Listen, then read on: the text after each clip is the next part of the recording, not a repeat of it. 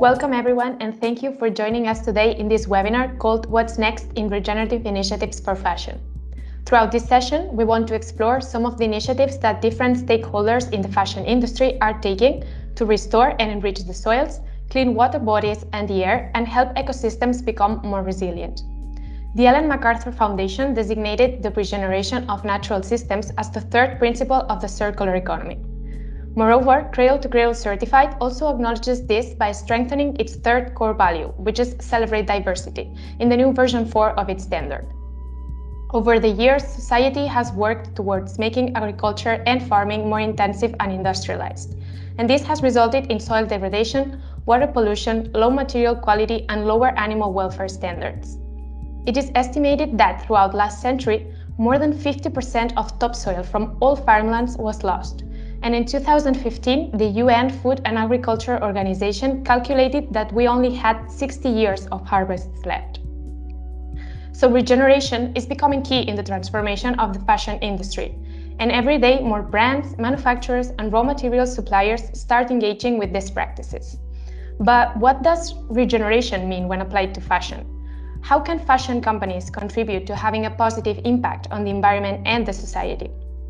Today, we will hear firsthand which actions different companies are undertaking to achieve this from our three invited speakers: Sieda Faiza Jamil, Corporate Responsibility and Communications Lead at Artistic Millionaires, Silvio Botto, CEO at Botto Giuseppe, and Hannes Schoeniger, CEO and co-founder of Question and Banana Text.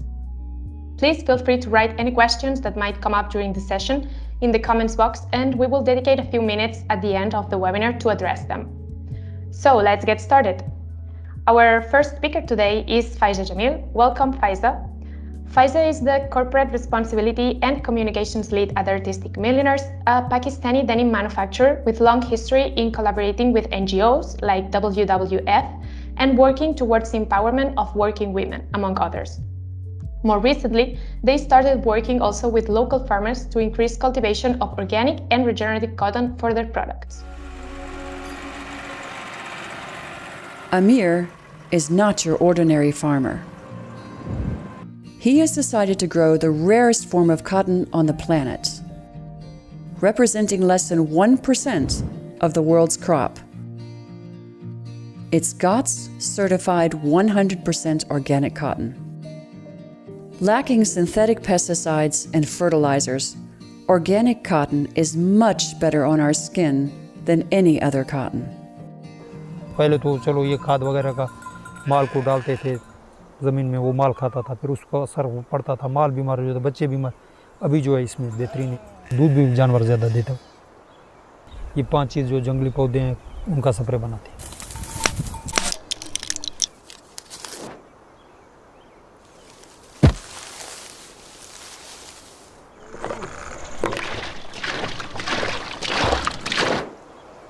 इससे तो हमें एक फ़ायदा ये हो रहा है कि इसमें हमारे जो जानवर हैं वो सब बच जाते हैं। दूसरे से तो सबसे पहले ये है जो कीड़े मकोड़े हैं उसका कंट्रोल नहीं होता है। दूसरी बात ये है कि इन पर जो जानवर उसको खाते हैं उसको नुकसान होता है, जो बंदे लगाते हैं उसको काफ़ी ज़्यादा बीमारियों को खदशा होता है। खर्चा भी कम हो जाता है, हम गरीब लोग हैं, हमारे पास अभी एक स्प्रे अगर लगाता हूँ तो 40-45 हज़ार का खर्चा है। उसमें से अगर 2 मजदूर लगा लेता हूँ तो 500 देता हूँ तो तकरीबन 40-45 हज़ार का स्प्रे 2 दिन में पैदा कर लेते हैं। This is where we can help. We are Artistic Millionaires, a Pakistani denim company, and we want to help farmers like Amir Muhammad make the switch.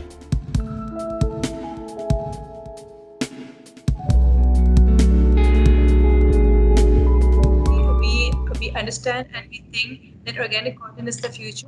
Even though currently the landscape of organic cotton, the percentage of organic cotton in the global cotton supply chain is very less, but still this is something that we have to really aggressively address head on. And that is why we basically partnered with WWF Pakistan to launch Artistic Millionaires' own organic cotton program. The reasons are very obvious. Organic cotton is something which do not support synthetic or chemical fertilizers and pesticides, and it does not allow for GM genetically modified seeds to be used, which means that we are talking about healthy soils, healthy planet. We are encouraging biodiversity, and also it is linked to the encouragement of local and rural farmer communities that do not have access to commercialized, established markets. So it has a very social angle to it as well. That was the reason behind it. I know that in the larger scheme of things, the percentage of organic cotton that comes out is very small, but it's kind of a mini revolution that we are trying to bring about in Pakistan. So this was the reason why I went into organic, because it's not just about farming, it's also about how farming is connected to other parameters like climate, environmental protection, biodiversity, and social fairness. And then going beyond organic to regenerative farming, like you mentioned, organic is basically only one small part of how we can restore topsoil, and also how we can fight back climate crisis. So there are lots of other elements on how we can restore topsoil, and then we wanted to, that is why where the concept of regenerative comes in. And then regenerative principles are also very closely linked to the concept of circularity, which is our main focus area for artistic milliners. We have been very, like you mentioned earlier on, we have been very closely working with NGOs like Cradle to Cradle, even Ellen MacArthur. We have signed up for their programs on circular fashion, and we cannot go about talking about circular fashion only from like garment onwards. We have to see whether the fibers that are being cultivated on the ground are also circular and regenerative by nature. So that is something that we have to address, and that is why we wanted to go towards regenerative principles as well. So like in a brief and like in a very like condensed way, this is the reason why I ventured into regenerative and organic farming. Perfect, thank you. And as you mentioned, restoring the topsoil is one of the main goals of regenerative agriculture. And you also mentioned that you collaborate with WWF. So are you taking part in any other projects to enhance and improve the quality of the topsoil that you can tell us about? So yes, the thing is, people don't understand like what we have realized, over time, especially in the fashion industry. If you're purely a farmer or you come from an agricultural background, you know the importance of topsoil. But if you're going to talk to a person from the fashion industry, they might not able to understand what we are looking at, really in terms of topsoil. So topsoil is something that is the foundation of life on Earth, if you really look at it, because and topsoil is not dead, it is alive, right? People say that, scientists say that there are about 1 billion organisms in just a teaspoon of topsoil. And what we as a fashion industry do when we just talk about fast fashion and in terms of just getting the materials from the ground, we tend to destroy all this biodiversity that flourishes and nourishes life, right? So organic cotton, yes, that's a very important part of how we plan to restore topsoil and protect topsoil, but we have to go up and beyond that. And there are different techniques and principles that we have taught our farmers to take into account when they farm. For example, they're like, and the thing is, they're not even very difficult to implement. They are very easy techniques. Like for example, we have really tried to integrate livestock, into the farming culture. I don't know how this came into being, that these two important parts of farming were kind of segregated, but in nature, by default, animals and plants have always existed in a very symbiotic relationship, and you want to like bring that back. So this is something that we are encouraging farmers, and we are also at parallel, giving them alternative livelihood programs for cattle rearing. So that kind of biodiversity can also involve and live in harmony with the farms. This is one thing. The other thing is like the techniques which protects the crops, including like everybody know that tilling is something, excessive tilling is something that has to be stopped. And the thing is, you don't even need it. I mean, you can only need to till the land as it is, as much as it is required. So farmers that we are working with are actually, they're not actually traditional farmers in that sense. They are very small landholding farmers who hold their land very dear. They kind of have, in our culture, there is a kind of a respect attached to the land that they have inherited and worked with over years. So they're very cautious about protecting its health, and believing that the land is alive and we have to like be very respectful towards it. So no tilling is something that we really encourage on the ground. And then obviously other things, for example, using agricultural or animal manure waste for fertilizing the land. So these are like small activities with a lot of impact on the ground, that they keep the topsoil alive and active, and just protects the entire ecosystem of the farmland where we are doing this project. Indeed, and I'm really glad you mentioned livestock, because this is something we will dive into with our next speaker. But before going to him, I also wanted to ask you about something you mentioned and that we saw on the video, which is the use of natural pesticides. The organic cotton farmers use natural pesticides made of plants. Are these plants wild species found in the area? Yes, they are. They are wild species, and farmers are able to harvest them and then kind of use them for making natural pesticides. Like I said, again, if these pesticides do not harm the biodiversity or the biome in the soil, so it's really good, because you don't have to destroy the topsoil or the biodiversity that is present in the soil just to protect the plants in a very short term side. So and the thing is, these farmers, since they have been living there since ages, they are aware of the benefits and the way that it has to be done. So it also helps promote local biodiversity. Generally, if you go towards farms that have been traditionally that have been traditionally using synthetic or chemical fertilizers and pesticides, the residents of that locality will tell you like how over time they have witnessed the decrease in species and even birds and honeybees in that area. So you don't realize, but time over time, we are kind of losing the beauty and the life that naturally inhabits the farmlands.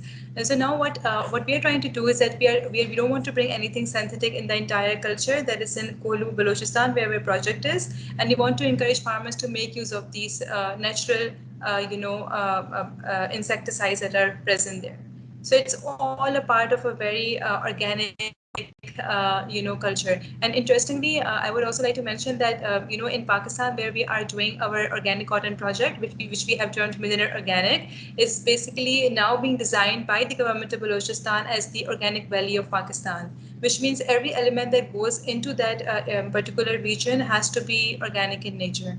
So I think this is really the future. It's like a win-win for everybody. It's a win-win for the for company, who are actually we are in need of like organic cotton, and the supply is very less. And then it's also a win for the environment, and it's a win for the farmers, and it's a win for the future generations as well. Excellent. Thank you very much, Faiza. Moving on to our next speaker today, we have Silvio Botto, CEO at Botto Giuseppe. Welcome, and thank you for joining us, Silvio. Are you available right now? Okay, so let's move on to our third speaker. And wait for Silvio to recover the connection. So we have also here with us today Hannes Schöneger, CEO and co-founder of the Swiss backpack brand Question and Bananatex, the fabric used in this product. Welcome, Hannes. So Bananatex was born with the idea of creating a natural fabric which was equally resistant to the synthetic fabrics commonly used for apparel and accessories today, but made of natural materials. Their innovative material is made exclusively from banana plants. Wir wollen einen sinnvollen Beitrag leisten innerhalb von unseren Möglichkeiten zu einem nachhaltigeren Konsum. Das Material, das wir jetzt entwickelt haben, Bananatex, das ist eine Konsequenz von unserem Denken. Wo von Anfang an das Ziel geht, möglichst einen nachhaltigen Stoff zu entwickeln. Das ist jetzt nach Organic Cotton die nächste Evolution. Der grosse Teil des Materials, das für die Taschen verwendet wird, ist voll Erdöl basiert und mit dem wollen wir eine echte Alternative bieten.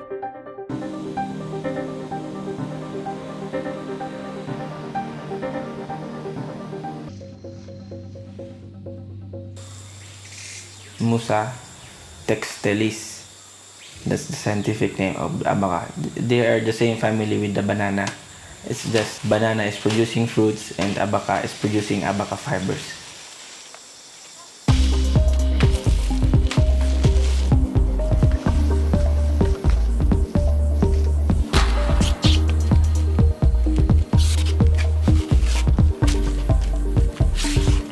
abaca tree during their growth. There's no fertilizer, there's no pesticides used. In dem ganzen Kontext, wie das angebaut wird, nicht in einer Monokultur, sondern eben in einer Permakultur, das trägt alles dazu bei, dass wir gefunden haben, das hat Potenzial. Die wichtigste Eigenschaft ist die enorm hohe Reissfestigkeit. Es ist sehr strapazierfähig, es ist starke Fasern.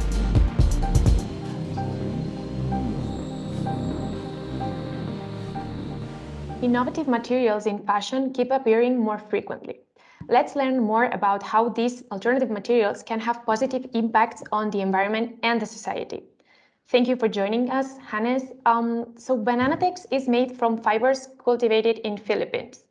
How have these plantations contributed to the area's recovery? Could you tell us a little about that? Of course. First of all, thanks also. We are happy to be here and being able to tell our story a little closer. As you just said, we are a back brand. We're no scientists or material developers as per se, but we kind of stepped into this area because materials didn't exist that the ones we wanted to work with. And when you talk about Bananatex, and in particular, one of the most compelling properties of the fiber is, as we saw in the movies, there's no fertilizers needed, not even additional water, no pesticides. It grows very naturally, and the cultivation happens in a permaculture, so-called agroforestry. And actually, right now, there's quite a few grow programs going on where reforestation is happening. So, as you probably know, a vast majority of rainforest in the Philippines has been taken down, and abaca and our banana plant is part of the reforestation because it has very strong roots. It keeps soil from eroding, and together with other crops like cocoa and others that give shade, for example, which is needed, they altogether form a kind of agroforestry environment that is definitely revitalizing the soil and the biodiversity in those areas. Yeah, interesting. And well, we've seen some of it in the video, but could you explain us more about how do you achieve synthetic-like properties with a natural fiber? Which are the main features of Bananatex fabric? Yes. So what we tried to find is a natural fiber that can give us the properties we need for our products. So for a backpack, for example, you need tearing resistance in a certain on a certain level. You want to have it durable and resilient. Should be waterproof to protect your gears. So that was the frame we searched for, and amongst a few others, the banana fiber is very strong and it has a very high resilience. So it has been used for shipping ropes, for example, and for sturdy things. We homogenize it through a paper making process, but the fiber itself remains even in the yarn, and the properties are still quite good for a natural fiber. So it is important, I think, to say that the tearing is not on a level with nylon, for example. But very often you don't need that, because if you make a backpack that can carry 500 kilos, that is great, but no one will use it. So I think it's very much a fact that you really need to think about standards and what are the needs really. And amongst natural fibers, we believe this is now the strongest we have ever seen and used in our products. And being it made from completely natural fiber, could you tell us about which are the possibilities for recycling or, I don't know, biodegrading it? Have you had any experience with that? Yes, we did some tests ourselves. So we buried it in our plants here in the office, for example, but also in nature. And we saw that it disintegrates within weeks, actually, just a few months, and it was gone. So right now we're in the process of obtaining a cradle-to-cradle certification that includes composting tests in laboratories. So we should be able to know more or very specific terms soon. But our goal is the natural cycle. So it comes from a plant. It should go back to nature entirely after usage, because repeating those processes, that's the definition of sustainability, isn't it? Indeed. And moving on to the social aspects of your project, how does Bananatex impact on the local farming communities that depend on the land to live? Well, first of all, it's a healthy way to farm, because if you see how many crops are cultivated, then we know that it has a harmful impact on the farming communities. And in this natural environment, of course, it's a healthy environment for communities. In addition to that, it gives stable incomes, because the plant grows permanently and we don't chop it off. We only use the side stalks that are harvested. So it's a very stable and ongoing process. We give farmers, together with our partners, we give them long-term, transparent and fair contracts for the fibers they extract. Still, it is hard work, that is without doubt. But we believe still, even if there is so much manual work involved, which makes our fabric rather expensive, we still think this is a very good way moving forward in material and fiber development. Thank you very much, Hannes. I don't know if you would like to explain a little bit, because Bananatex is the fiber you use for the bags manufactured in question. Do you currently manufacture any other kind of accessories or any other kind of products? Well, yes, we made our own bags with the material 2 years ago, and then we received a lot of requests from all kinds of industries who want to work with Bananatex. And so we decided to make a spin-off company, and we're now further developing the material together with fashion companies, footwear, automotive, furniture. So, and there are already a few products out in the market. I have one here. It's a shoe, for example. I think maybe saw it. It was launched by H&M a few weeks ago. We have made a chair, which was presented a few days ago, and we will see more Bananatex products in the market soon. Thank you very much, Hannes, for your explanations. Now that it looks like Silvio is back with us, we will move next to him. Silvio Botto is the CEO at Botto Giuseppe. Welcome and thank you for joining us, Silvio. Botto Giuseppe is a fourth-generation family company based in Italy who manufacture high-end wool, silk, and cashmere yarns. Their work has been focused for many years on ensuring traceability of their fibers throughout the supply chain and progressively to ensure animal welfare as well. So they are also engaged with farmers in different countries to promote the regeneration of the soil.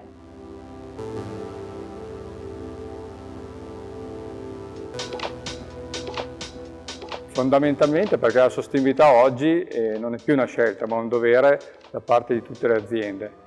E noi, Botto Giuseppe, possiamo dire di essere una delle prime aziende a livello di maglieria a aver sviluppato questo progetto. Oggi il 50% della nostra collezione maglieria è sostenibile. Il nostro punto target di riferimento è riuscire a raggiungere per il 2025 un 100% del sviluppo sostenibile. So we have learned about the possibilities of regenerative and organic agriculture in the fashion industry. We've seen something about innovative materials that are not well known yet. And now we'll dig on this approach of regeneration, but when considering animal fibers and farming. So Silvio, thank you very much for being here with us today. Animal welfare is one of the key points in the regenerative farming species. So which are the main considerations when ensuring animal welfare principles? Hi, Arianna. Thank you for inviting me to the webinar. As Botto Giuseppe, we are launched already in 2016 Naturalis Fibra collection made with renewable and biodegradable material, because we work only with very natural fiber like wool, cashmere, and silk. This collection, we try to find more supplier and farms that are socially responsible and using more animal welfare and the land management tool. The first partnership that we start has begun in 2016 with the first collection with Mr. Field of Kongai. That is one of the biggest farms in Australia for the superfine wool. It is the fourth generation of farmer. And the same, 2 years later, this farm has been also certified with the RWS standard. It is the standard for the animal welfare, the socially responsible production. The quality we promote was called the slow wool, that is 100% superfine merino, that going to many use from knitwear, fabric, and jersey also. And has been certified cradle to cradle with the gold standard, because beside the fact of the the origin of the fiber, we also want to show to our customer that is important the production system, that we use renewable energy and low impact dyes. So after the first trial in 2016, we increased the collection and we developed more type of the wool with different micron. And we also increased the number of farms. The farms that in the new years, we add, they are Benangaroo, that is a farm also located in New South Wales, also from the family field, and another 2 farms from Victoria, close to Melbourne, that are Delatite and Woodside, that are also, they are being certified, the one in the 2020 and the other just 3 months ago. So to reach good animal standard welfare required to have pain disease prevention, no, a veterinary treatment, appropriate shelter and nutrition, and human handling. Between those requirements, we think for the type of production we do, 2 are the main, the most important. The first is to avoid pain, suffering, and disease to the sheep. No?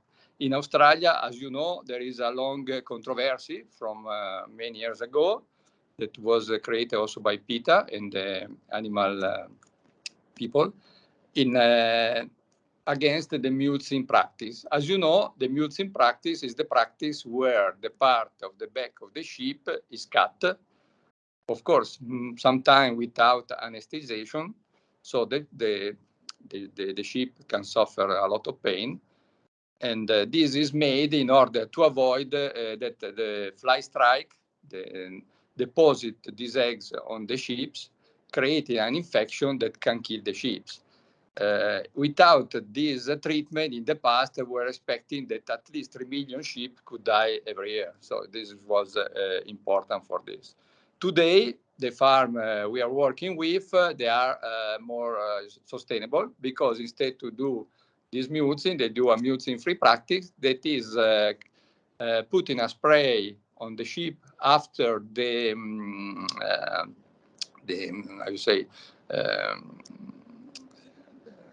shearing of the animal. And this spray is being tested and as non-toxic and from cradle to cradle, and so it doesn't create pain for the animal. It doesn't create also problem for the people working in the factory. Another important point is the nutrition, because a balanced nutrition is fundamental for the sheep. This way has been found by the farm, mainly Kongai, that has divided the sheep. Kongai has more than 25,000 sheep in different paddock. The paddock system creates the possibility to move the sheep every few days from one area to another one. In this case, you have two goals. One is the sheep, they always have fresh food, fresh grass. And the second is to restore the paddock, because as we learn in the past, and overgrazing is not about the number of animals, but about the timing. So more animals you have in the paddock, shorter should be the time you leave the sheep in the paddock. So this is very important. If you leave the sheep for too long, or if you take the sheep too early to the paddock before the grass is restored, it can be the problem of overgrazing. That is another regenerative agriculture problem. So I think those two are the most important problem for our type of products. Yes, I'm really interested in that last part you were mentioning about rotational grazing and how ensuring it helps restore the soil and allows for the grass to grow enough.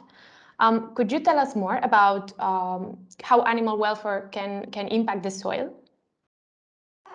Impact the soil. We have the soil. You know that the 70% today of the grassland are considered to be degraded or are turning to desert. So this is a big problem. And the soil destruction create the 30% of the CO2 emission. So in the past, the idea was that the animals on the soil could create more damage. But lately, they found out that it was not the animal the problem, but the way the animals are managed. In fact, large animals like cattle, instead to damage the soil, they can do support the health of the land. Why? There is a old Navajo motto, we can say, that say, where the plants are green, there are always horse and sheep. So means if the ground is without animal, is very flat and very tough. So when the water comes, it goes through and it doesn't soak in the ground. In order to reach a good performation, you need to move the animal to break the ground, to have a better land management. The land where the animals are present, in fact, they are more green and growing. When we found that the land without animal, they are gray and they are almost dying.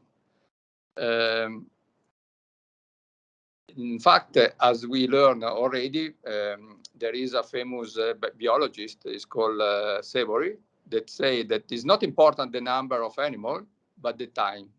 The timing is everything in the land management. And the nature is function as holistic community with a mutual relation between all the three stakeholders that are the animals, the people, and the land. So this balance should be kept. And the healthy living soil are the key to reverse the climate change because they impact on the climate change and they absorb the CO2. So one of the dangerous practice of the traditional agriculture are deforestation that create destroying the forest and taking the possibility to absorb more CO2. The cultivation that in the past was a single crop should be with rotation to make soil more rich. And the third,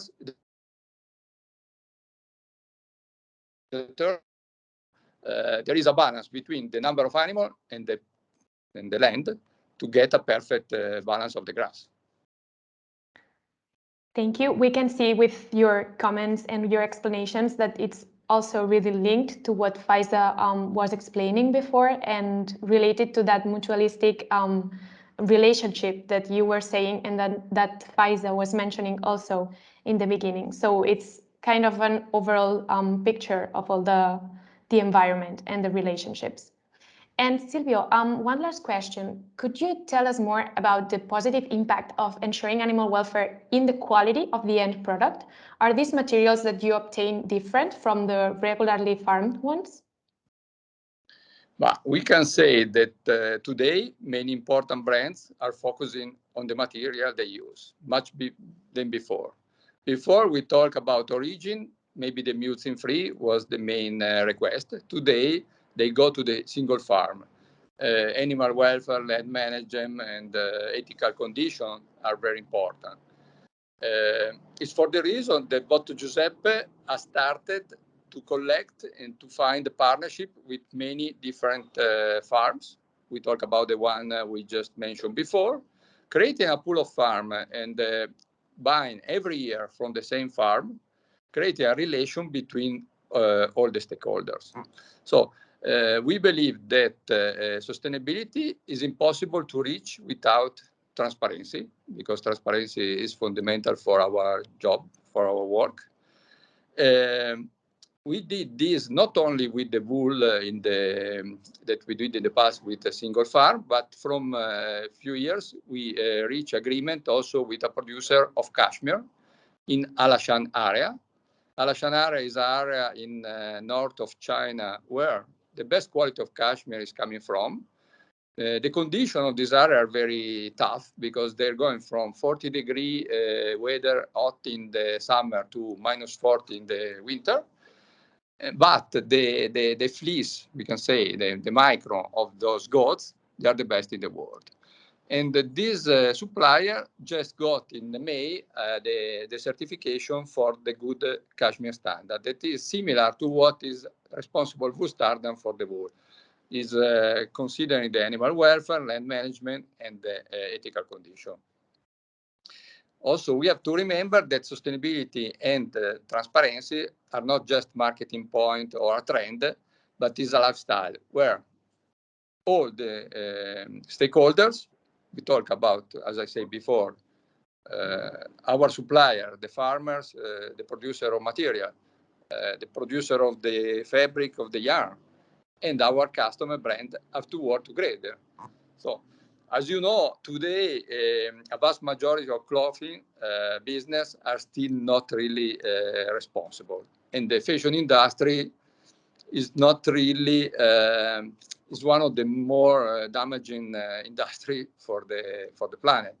So I think there is a system that has to be changed because the brands today, as also they recognize in some cases, they do too many collections, pushing the customer to buy more. But in the same time, you have to change the mentality of the customer, the behavior, because they try to buy a lot, but they should buy less and better, keeping the garments longer. Because instead to use, as they do now, we talk mainly about the fast fashion that is more damage, but is valid for everybody. After 2 or 3 times they wear a garment, they throw and discard. So this is a very big problem for the industry. So the brands are in the front line to this changement, and the brand credibility, they have only to gain from this situation, because the brand credibility improves when they have ethically correct and environment-friendly practice. So sometimes when we talk with our customer, they are afraid a little to be too much transparent, I think, because they're afraid to lose their advantage point. But it's the opposite. I think more you will be transparent,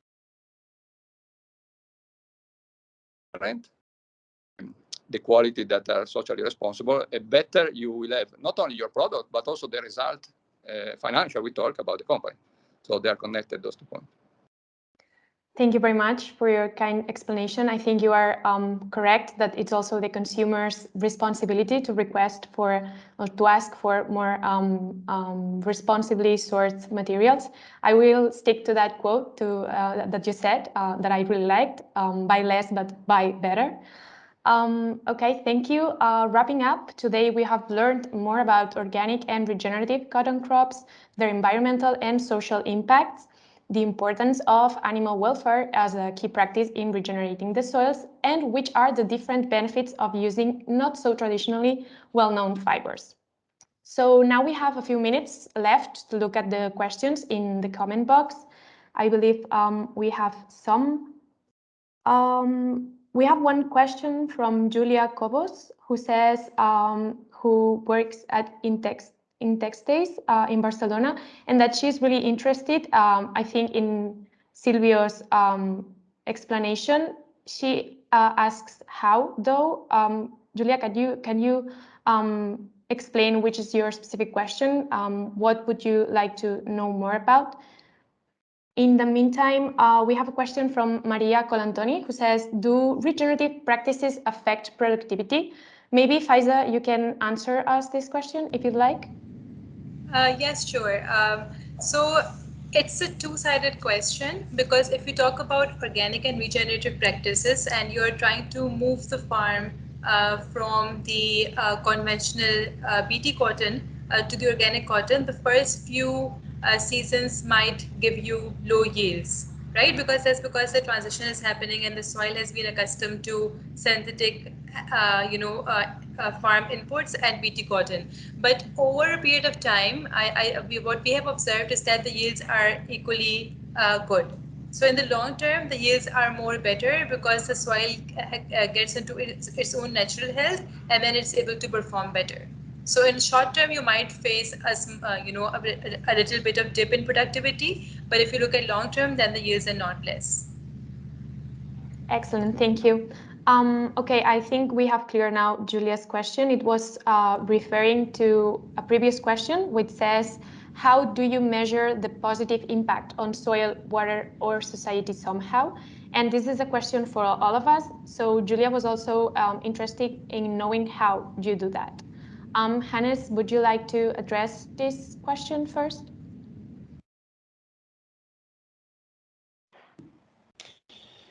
Sure. I think what we need to acknowledge is that we are in a very complex field here, and responsible behavior, sourcing, manufacturing, farming is very complex, has a lot of details attached to it, and it's very often it's not white or black, but it's a journey of getting better in each and every area. Of course, we have a common sense, like we all do, what could be a better way of farming and cultivating crops, for example. And this is a first lead direction where you go. But then, of course, you can measure all kinds of things, from CO2 production to what kind of land do you consume, and so on and so forth. We work with EIG on that. It's being measured in regards to certification, in regards to LCAs. But I think there is a lot more to it than any analysis can show, because of the complexity of the topic. Okay, Faiza or Silvio, would you like to add anything on that? Otherwise, we can move to the next question. No, I just want to say one thing. It's difficult to calculate the footprint of the soil for our type of product. The only thing we can do is try to perform better, as before the other guests say, improving our percentage. For example, this year, Botto Giuseppe in April, the 22nd of April, they launched the first sustainability report. So where we say what is the situation, like what to how much material wastage and all the important points. As you know, we are working with 100% renewable energy, so this is a very strong point for our company. But there is the sustainability is something that you never finish. You always have to find a new goal for the next future. So our idea is to find the best farmer as possible, as I said, to make a connection and a relation with them as possible, and pursue a better quality. Of course, in this goal, you need to be connected as much as possible with the other stakeholder, supplier and customer. Thank you, Silvio. Faiza, we have a question for you from Marcus. He's asking if your local competitors are taking notice of your sustainable practices, and how do you get them on board, if so?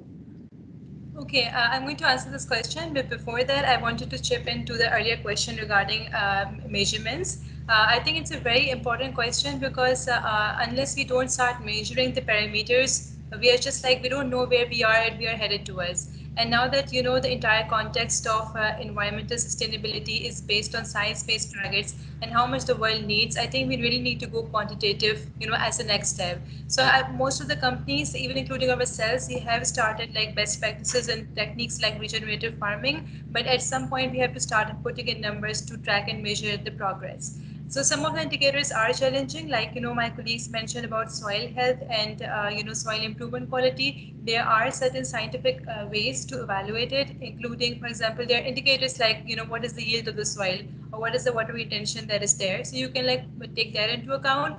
Otherwise, there are simple factors like morphological factors like how the soil looks and feel and what is the like biological biomass in there. But this is something that the corporates, while they are doing good practices, they have to incorporate like a scientific angle to it in terms of evaluating how was the soil health has improved over a period of time. So there's just like, and some indicators like social are easy to measure because when you're talking about farmers, it's easy to kind of, keep tab on the payments that they are receiving and the earnings that, that they have. So fair wages are fairly easy to know. So that is there. Now coming back to the other question regarding if the competitors are noticing, yes, very much. And we are very happy that the impact that we are making locally is kind of creating waves in which other I won't say competitors because now is the world of collaborators. Like other people, other companies are also getting on board and initiating their own projects related to regenerative and organic farming. And I think there is so much work to do in this space that, it's better that more companies join in, and instead of leaving agriculture only to farmers, the manufacturers or the end users of fibers have to step up and take responsibility and make sure that the farmers are doing their work in a regenerative manner. So yes, it is being noticed, and with some of the local partners, we're also collaborating. Like it was mentioned that we are collaborating with WWF Pakistan. Other than that, we're also working with the government of Balochistan, which is like local governmental body who kind of regulates the entire farming practices. And we're also working with international NGOs. So I think, yeah, it's not a work in silo, it's something that is being noticed and replicated. Thank you. And about the impact measurement, I just would like to add to something that Hannes said, that Bananatex is currently working with Cradle to Cradle certified. So the new version of the standard actually has improved in measuring these impacts. So this is one of the new features and goals of this new version. So yeah, this new standard will be definitely a way to help measuring these impacts. So we have also another comment here from Julia saying that certifications such as OCS, GOTS, RSC, and GRS are key when working with Inditex, for example. What other sustainable productions could be made? What other realities could be possible besides from all these certifications and with what we've commented so far? I don't know if Hannes maybe or Silvio would like to step in this question.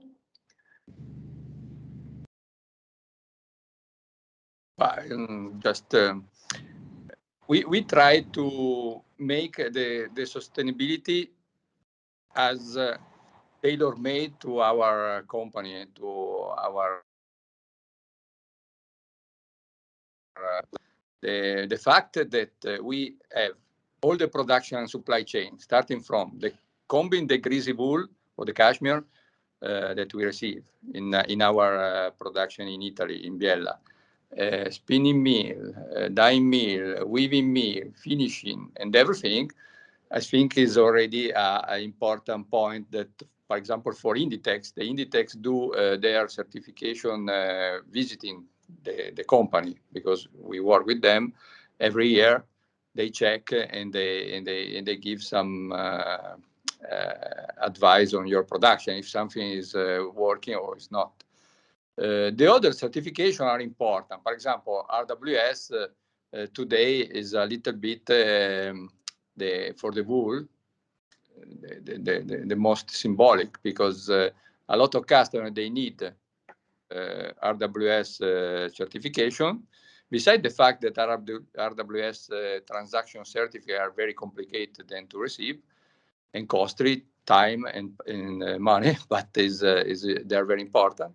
For example, Inditex, talking about Massimo Dutti or Zara, they need at least the wool to be 50% coming from this RWS.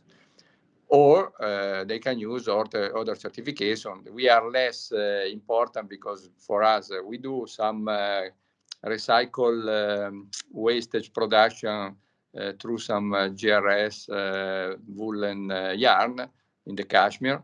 But for us is very, very small part of our business. Thank you. And we have a last question here from Ignacio Gubignan. He is asking about the role and or the responsibility of the farmers and the different stakeholders of the fashion industry when choosing for the right animal species in terms of topsoil regeneration.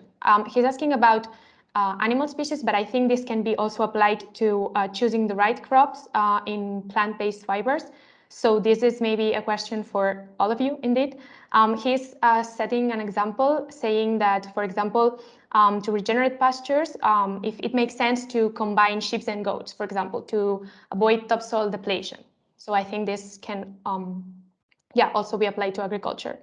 So I don't know, Hannes, maybe if you would like to start, and then we can move to the next. I'm not sure. We do not involve animals like in our supply chain based on the fiber. I think it's more about sheep and sources like those, or maybe I'm misunderstanding the question. Well, you do work directly with the supply chain, with the farmers, right? To obtain the base fiber in which your product is based. So the question is, what do you think would be the role or the responsibility of the farmers or of you as a company, maybe the different stakeholders, to choose when we are combining different species of animals or fibers, maybe as well? Well, as I've explained before, we're in the process of setting up growth programs, and I think you need to understand that often these are native populations or even tribes that do not have too much experience with that kind of farming, for example, in the Philippines. So what we try to do is offer educational programs and support, even with high-tech instruments like satellite data, with drones involved, that can give a very good base to the farmers in order to learn, to get used to that kind of agroforestry cultivation of fibers. And I think it is actually it's a responsibility of the entire supply chain to work hand in hand with the full transparency from the farmer to actually the customer. That this is how we kind of see this topic. Thank you. Faiza or Silvio, would you like to add anything to this question? But I think that, as I said before, the animal, they are in the land, they are working mutual relationship. So, as I said, to break the land in order to make more rich, you need the animals. And sometimes they are herding like cattle can be even better because they create more soil breakage. No, so a lot of farms they alternate sheep and cow or cattle in the same area. Also because I think I'm not so specific in this type of question, but I believe they have different diet in their what they eat. So the grass, the sheep, is different from the grass eaten by the cow, the cattle. So it's good for the renovation and the restructuring of the soil. Perfect. Faiza, would you like to add anything else? No, not really. I think the points are pretty much covered. But yes, this is an angle that has to be looked into because everything that we are talking about in terms of livestock and farming integration is a proper, is proper. It should be properly managed. It cannot be just uh, it cannot just go on its own. So, for example, if you combine different kinds of livestock, then it does yield to better results in terms of, for instance, disease mitigation or encouraging more biodiversity. So yes, I think it's depending on the crop and the local ecosystem. Generally, it's a good idea to kind of bring more species in. Thank you very much. Okay, so I think we have run out of time. If any more questions arise, please feel free to reach out and we'll try to convey them to the speakers. Thank you very much, Faiza, Silvio, and Hannes for your interesting participations today at this webinar. And thank you everyone for joining us in this conversation on regenerative initiatives for fashion. Just to let you know, and I think I'm answering a question here from the chat before, the video recording of the session will be available on our YouTube channel for those who could not join live today, or for those who want to rewatch it anytime. For now, we invite you to stay tuned both in our YouTube channel and social media for more regeneration and circular economy innovation content. Thank you for being here. Thank you. Thank you so much. Thank you. Thank you. Bye.